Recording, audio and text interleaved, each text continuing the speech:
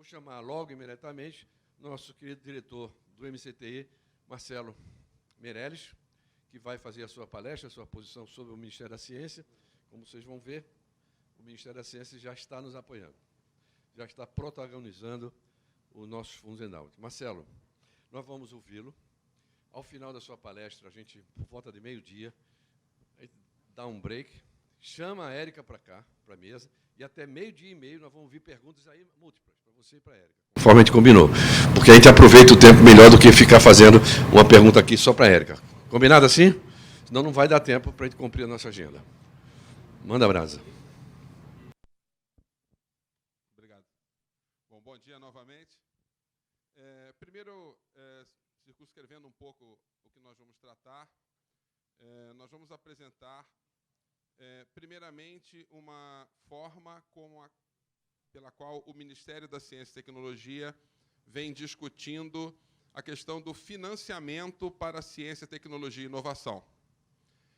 Hoje, o que nós temos, e nós vamos apresentar aqui, é uma ação dentro do Ministério da Ciência e Tecnologia voltada para fomentar os fundos de endowment. Mas isso não é uma questão isolada. Nós não estamos trabalhando apenas com a questão dos endowments. Então, inicialmente eu vou tentar me relacionar com o passador aqui. Como vocês podem ver, eu não estou me relacionando bem. Conseguimos. Bom, isso é uma coisa, né? Deveria ser padronizado esse passador de slides. Em cada lugar você vai, a sequência de aperta em cima e embaixo é diferente. Bom, nós temos no Ministério da Ciência e Tecnologia, nós entramos no início do ano passado na equipe do ministro Marcos Pontes, e o ministro mudou a estrutura do Ministério da Ciência e Tecnologia. Antes, nós tínhamos secretarias vocacionadas por temas, e houve uma mudança na estrutura das secretarias finalísticas, passando a trabalhar em função do TRL, do grau de maturidade de um conhecimento. Então, hoje nós temos 3 secretarias finalísticas, uma, a Cefai, que trabalha com ciência básica, a segunda, que isso estaria no TRL de 1 a 3, na sequência, a Secretaria de Empreendedorismo e Inovação para TRL intermediário, e a Secretaria de Tecnologias Aplicadas, a CETAP, para os TRLs mais avançados.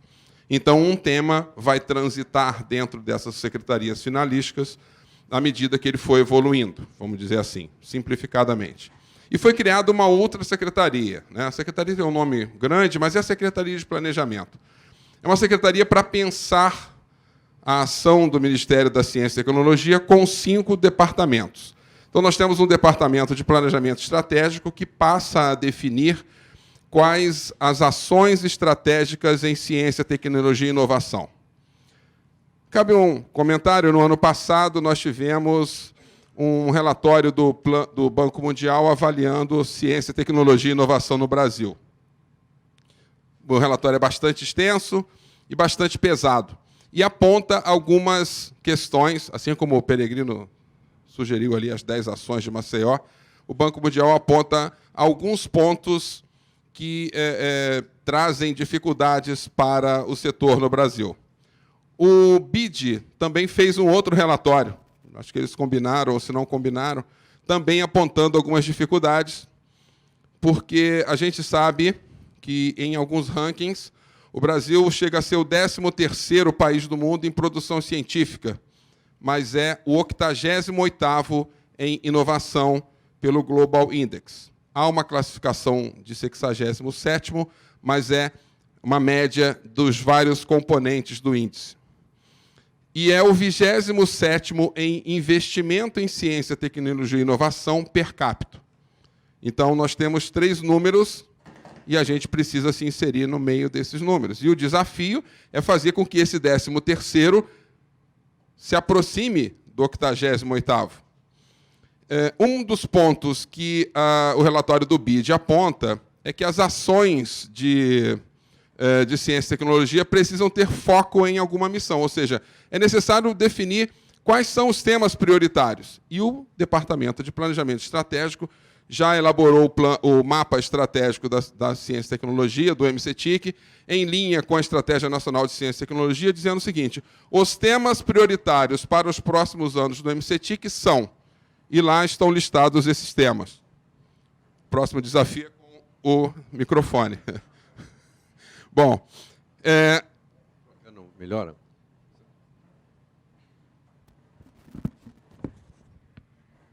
Bom, então nós temos o primeiro departamento dessa secretaria que trabalha com planejamento estratégico. Melhorou, piorou, deu na mesma?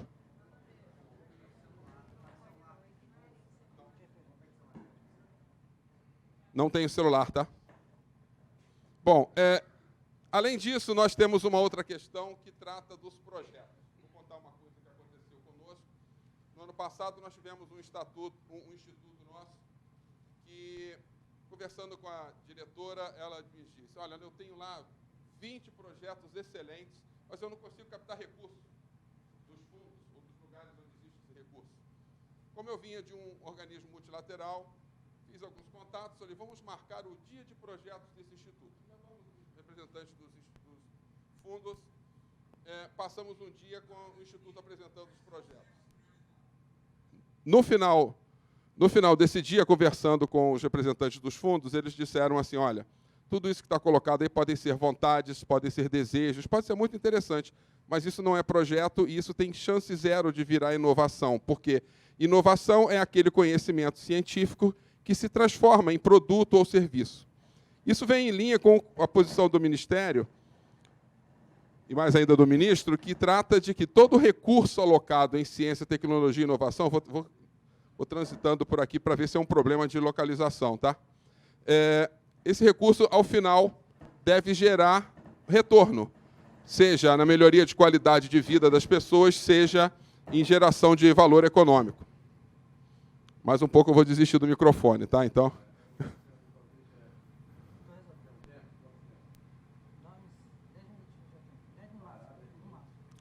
Não, eu vou ali para o meio e aí tento. Agora melhorou. Eu acho que é assim, quando eu desisto, ele melhora, né? Isso é uma sabotagem do peregrino aqui, viu? Aconteceu em Maceió também, tá? Quem não estava lá. Bom, então, o primeiro departamento pensa no mapa estratégico, o segundo pensa numa carteira de projetos. O que nós fizemos a partir desse evento? Nós levamos as pessoas desse departamento para trabalhar com as unidades de pesquisa para dizer assim, olha, o que você precisa minimamente alocar num projeto de pesquisa para que isso realmente seja um projeto. A ideia não é transformar ninguém em especialista em PMI, em PMBOK, nada disso, mas um conjunto mínimo de informações. O terceiro departamento olha para as estruturas, cria indicadores e avalia como esses indicadores estão sendo gerenciados e propõe medidas que levem à otimização da gestão e do emprego dos recursos. Temos um departamento de assuntos internacionais que trata da relação das entidades do Ministério com o mundo. Então, vem trabalhando na assinatura de protocolos de intenção, de acordos internacionais. Agora, na última visita do presidente para a Índia, esse departamento assinou 5 acordos de ciência e tecnologia com a Índia em diversos segmentos. E nós temos um outro departamento, que fica comigo, que trata de estruturas de custeio e financiamento. O que nós fazemos aqui? Nós pensamos forma de financiamento para além do orçamento público. Então, o orçamento público, todo mundo já sabe. O próprio André já comentou, a restrição fiscal é grande, o espaço orçamentário é pequeno e não adianta a gente engrossar o couro. Já tem pessoas tratando disso lá dentro do Ministério. O nosso departamento trata de tentar alocar outras formas de financiamento, outras estruturas de custeio e financiamento. Uma delas é o endowment. Então, nós não tratamos... Eu falar no microfone, né? Então...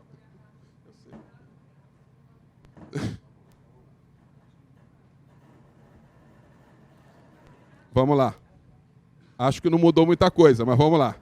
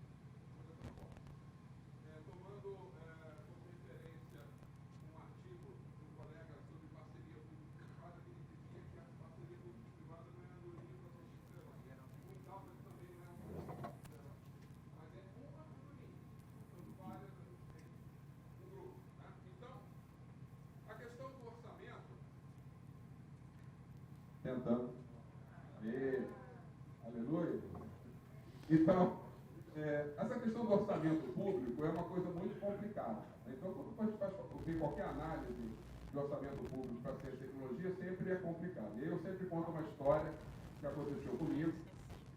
Eu fiz o meu mestrado e doutorado na Inglaterra. O meu doutorado foi em gestão pública e eu fui escrever.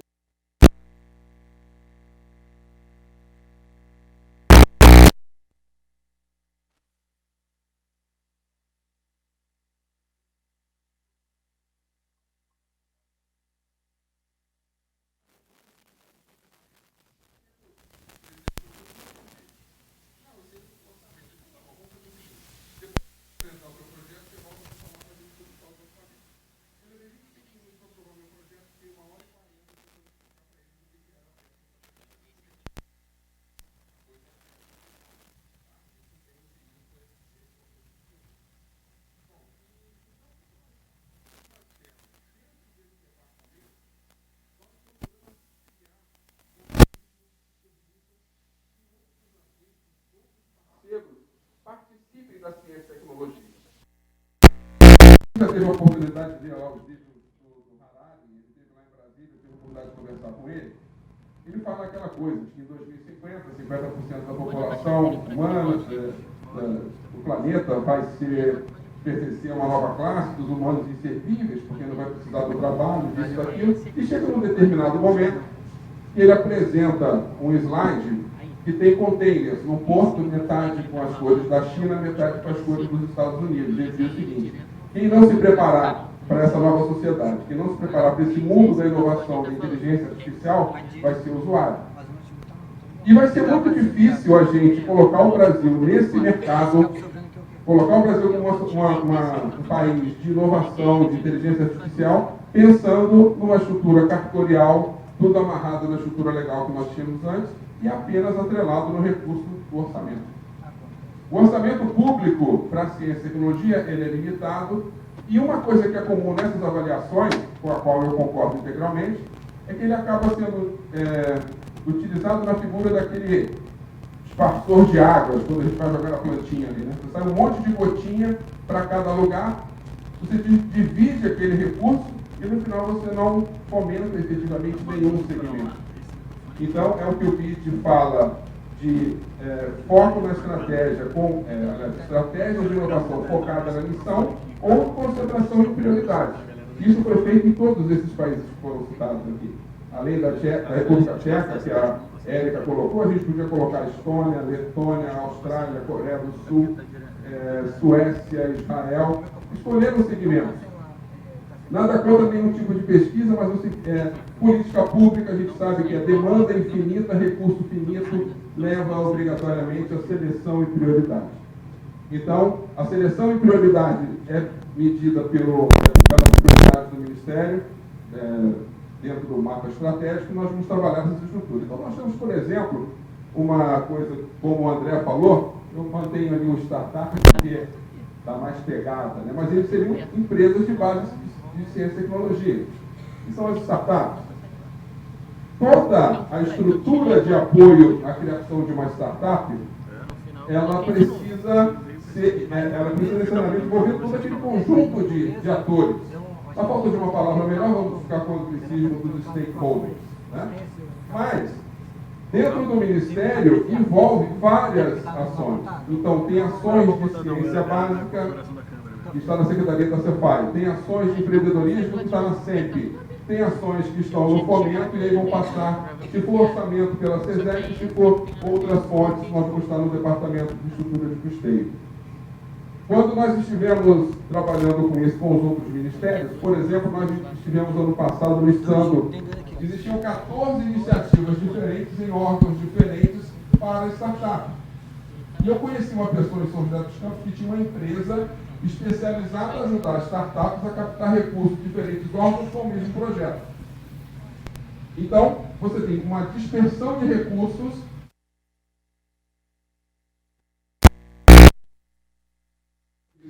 dentro de uma única discussão.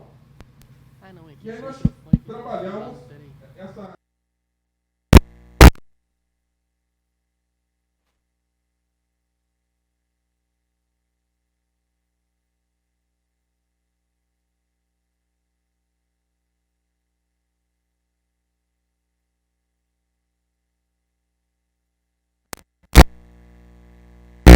GE. E, às vezes, quando nós vimos alguns eventos, o que eu ouvia dizer é o seguinte: as situações de startup não dão certo porque falta o BNDES e a FINEP aqui para alocar recurso para as entidades de ciência e tecnologia. E aí eu vou fazer coro com uma coisa que o André falou no começo. O nosso trabalho é vincular recurso público via FINEP, vamos ver se eu acerto agora, FINEP, BNDES, CNPq, para pesquisa básica. Alto risco tecnológico. Porque quando nós temos um conhecimento que já tem um TRL mediano, nós podemos trabalhar com outras formas de financiamento. Nós não precisamos pegar o recurso do orçamento privilegiado, induzido, para colocar em áreas de conhecimento que já têm um estágio de maturidade. Menos ainda quando a gente está falando de TRL mais avançado. E, para isso, nós precisamos colocar numa única matriz recursos públicos para determinado segmento, para determinada área, recursos de entidades como a BVCAP, que é a Associação de Venture Capital e Private Equity, a BDI, Amprotec, Ampay, RINAI, para uma outra faixa, e outros recursos, como o da Apex Brasil, quando a gente estiver falando de internacionalização, ou mesmo recursos de mercado, ou recursos do BNDES não incentivados, ou recursos da FINEP não reembolsáveis, ou recursos de fundo de endowment em algumas dessas áreas. Então, essa estrutura é mais ou menos a mesma estrutura que nós temos em Israel. Quando a gente vai conversar com as pessoas da Autoridade Israelense de Inovação, para cada um dinheiro público, existe 2,3 dinheiros privados. Quando você vai falar na Suécia, chega a 3 privado para cada um público. Mas como que acontece? O privado, o agente financeiro, ele avalia risco tecnológico? Não. Quem avalia risco tecnológico? Qual é a entidade com maior competência para avaliar risco tecnológico no Brasil? É o BNDES? Não. É a FINEP. É a FINEP e o CNPq, que são agências de fomento à ciência, tecnologia e inovação. Quando a FINEP utiliza recursos que vêm do FNDCT ou seus recursos próprios para fazer financiamento para TRL avançado, ela está deslocando recursos privilegiados da ciência básica, dos institutos, dos laboratórios, para alocar em empresas que poderiam buscar esses recursos em outro local. Então, essa visão transversal de financiamento é a base do trabalho que nós estamos fazendo dentro do nosso departamento, dentro da nova estrutura do Ministério da Ciência, Tecnologia e Inovação. E aí, dentro desse conjunto de coisas, nós estamos conversando com todo mundo. Quer dizer, com todo mundo que quer conversar com a gente, é claro, né? Então, nós começamos com empresas de consultoria que trabalham com a Lei do Bem para saber por que a Lei do Bem permite possibilidades de empregar recursos em ICTs e as empresas não utilizam. Por que de um potencial de... Um número é variável, tá? Mas eu vou pegar um que é mais ou menos isso. Um potencial de 35 mil empresas elegíveis para a Lei do Bem, nós tínhamos 800 empresas utilizando os benefícios da Lei do Bem.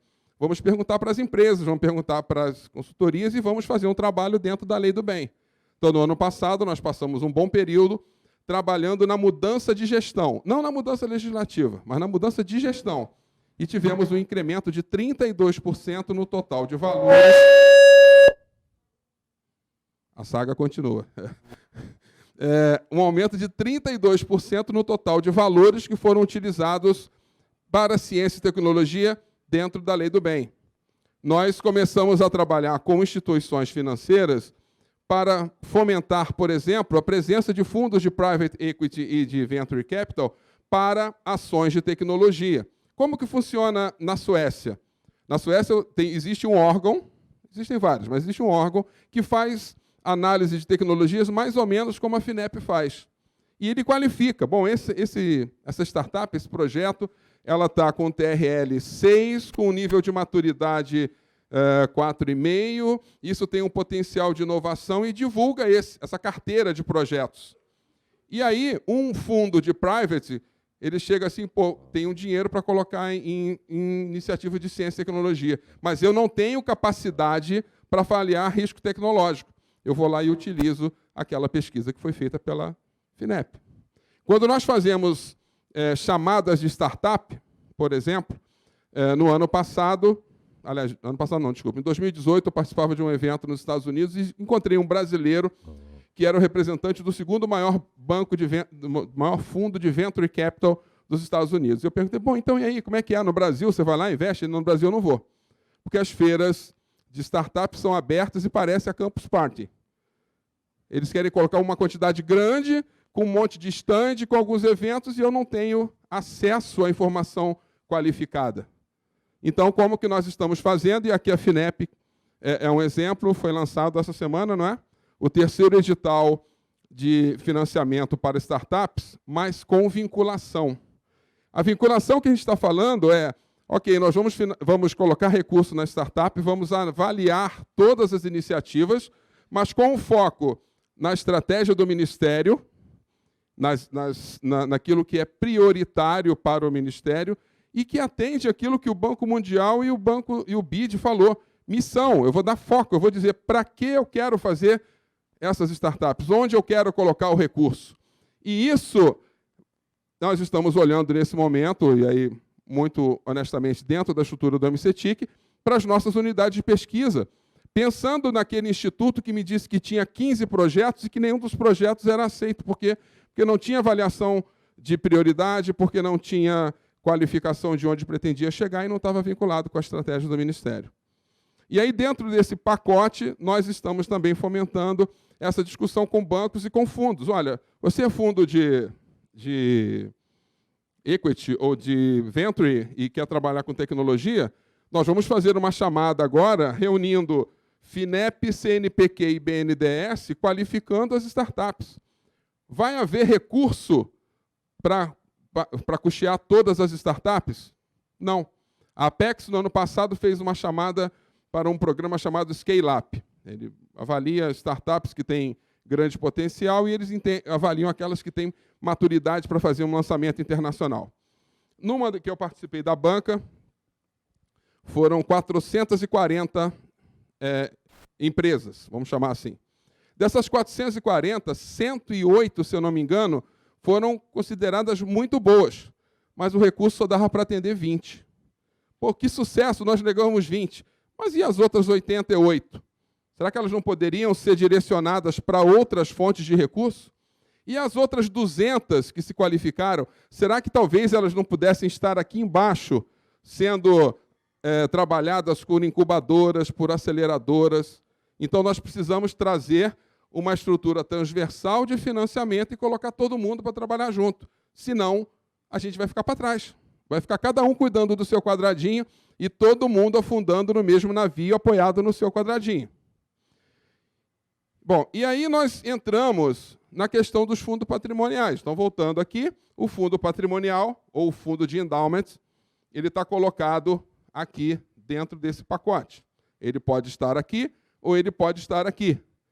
Ele pode estar, o fundo de endowment, vinculado à Fundação de Apoio, que trabalha com os institutos, com os ICTs, para temas prioritários, ou pode ser um fundo de endowment que precisa repor o recurso.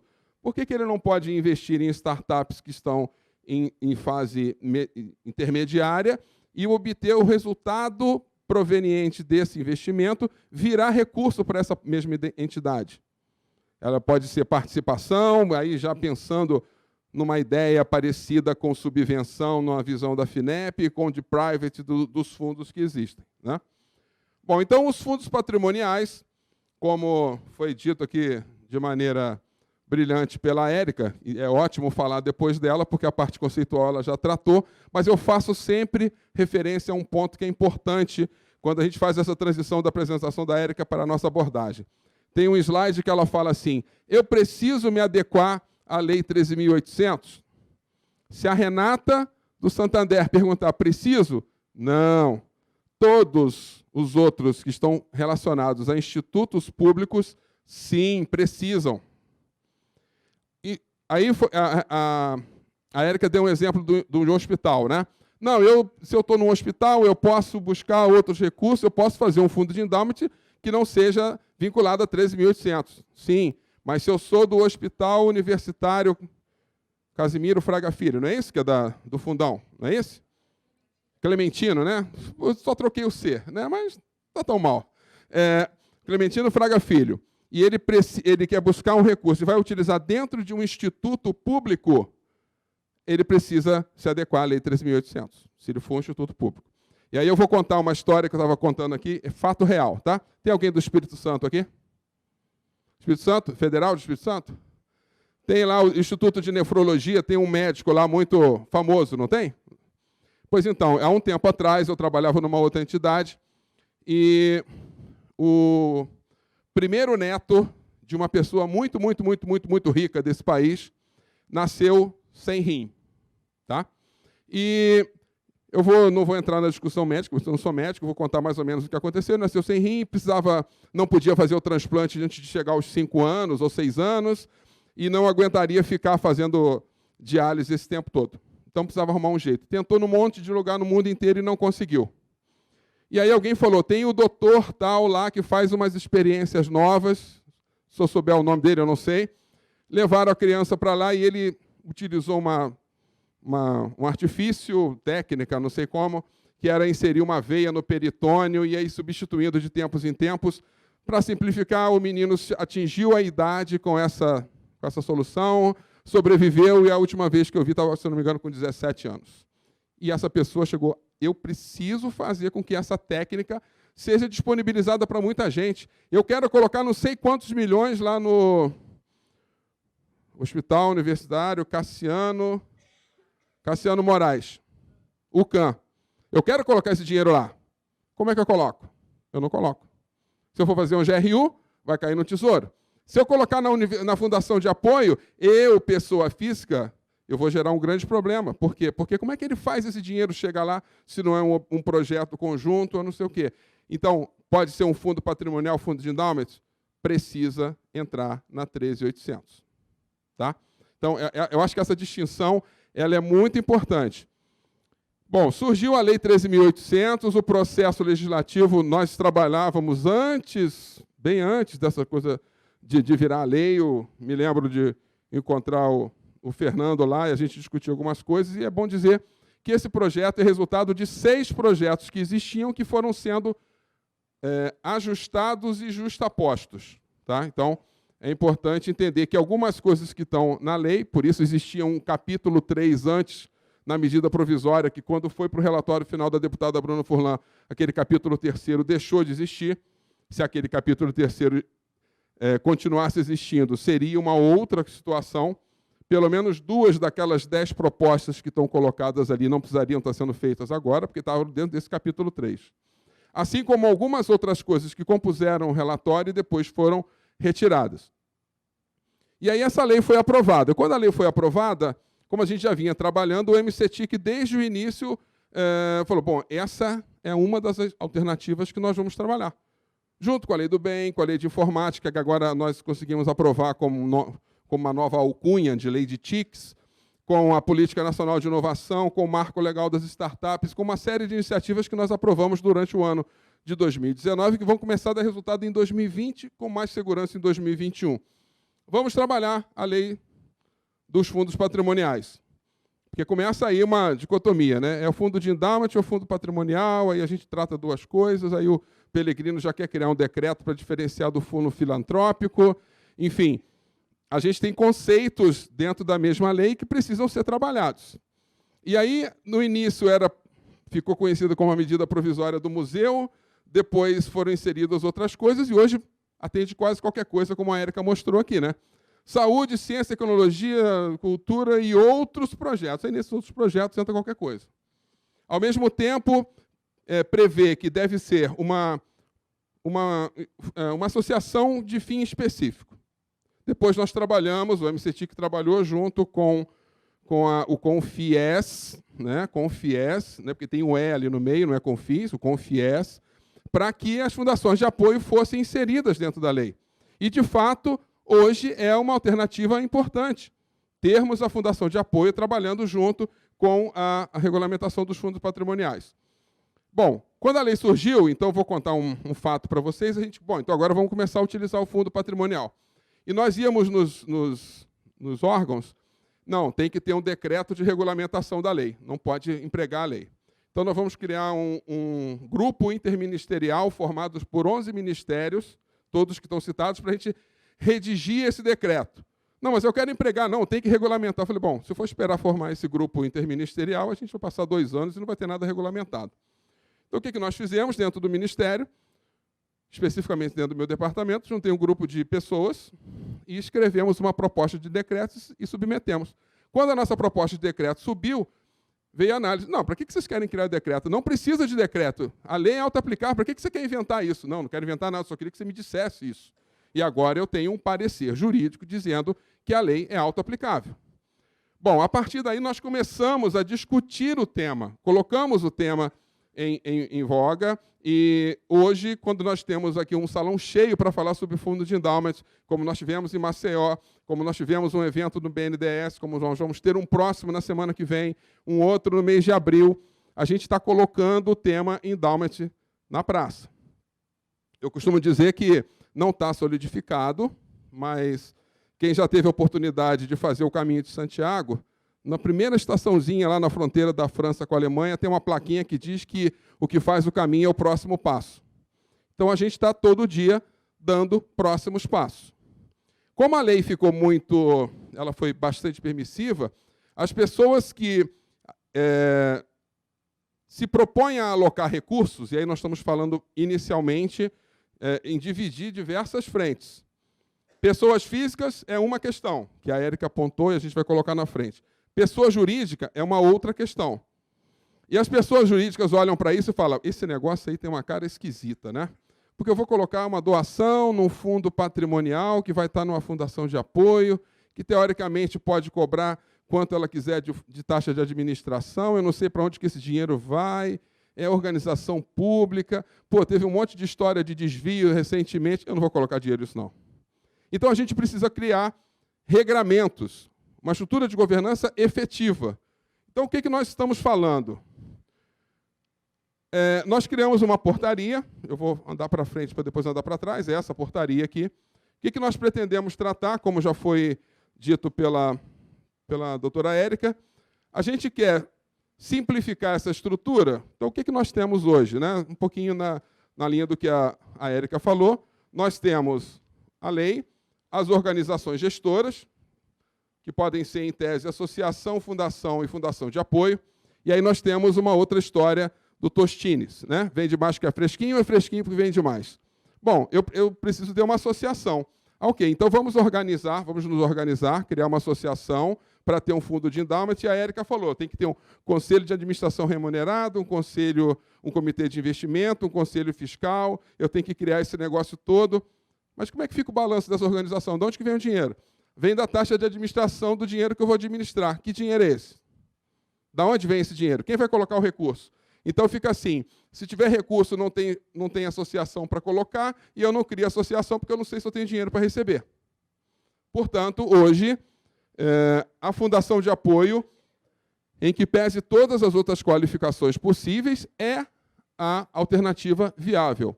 Com alguns cuidados, que o Pellegrino já falou, inclusive era uma recomendação nossa, com o CPF próprio, aliás, o CNPJ próprio, circunscrito para a questão de patrimônio. Há quem defenda outra coisa, nós defendemos esse ponto de vista. Então, nós temos aqui uma organização gestora, com uma fundação de apoio, uma vinculação com uma ICT pública. Hoje, como nós estamos falando de MCTIC, nós estamos tratando de ICT vinculada ao MCTIC, né? Uma organização executora, um termo de parceria, ficou ruim esse preto no fundo vermelho, e um termo de execução para que possa gerenciar tudo isso. Alguém que doa o fundo de criação do fundo patrimonial e o recurso vem para cá. Grosso modo é isso.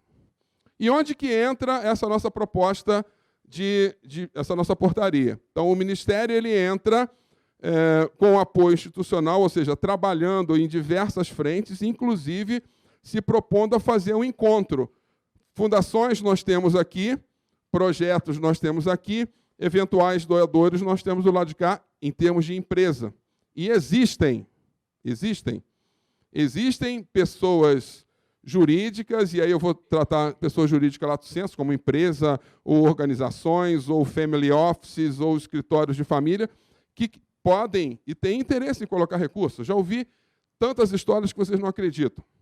Só que esses potenciais doadores, eles estão atrás de ter mais certeza, segurança para onde vai esse recurso. Compliance, comitê de investimento, gerenciamento, conselho fiscal efetivo, que realmente saiba para onde o recurso está indo. Nós temos exemplos, eu não vou comentar aqui porque pode ser tomado fora do contexto como uma crítica a qualquer projeto, mas existem casos em que se pode doar, mas que não doa. Por quê? Porque quando você vai ver o processo, você coloca o recurso aqui, sumiu, não sei para onde vai o dinheiro. Para que eu vou doar? Não sei para onde vai. E aí tem vários outros exemplos de doação, e eu gosto muito de citar um que eu conheço, que eu já fiz parte do projeto, e hoje eu sou doador, que é o GRAAC, lá de São Paulo. As pessoas doam, mas eles conseguem ver todo o processo e ver o resultado lá na frente. Então, nós precisamos dar essa segurança para dentro dos fundos de endowment, né? Então, essa aqui foi um lançamento, e só para comentar, vou colocar aqui, nós já tivemos o lançamento num dia, então nós terminamos a portaria, publicamos a portaria num site, dizendo o seguinte: fundações de apoio que quiserem se candidatar a ter o apoio institucional do MCTIC para os seus fundos de endowment precisam se adequar a essas condições da portaria. Então, nós temos uma lei, eu não posso criar uma lei infra restringindo ou permitindo além do que está na lei maior, mas eu posso dizer o seguinte: o meu apoio, o meu trabalho vai ser dado para quem se comprometer a cumprir esses requisitos.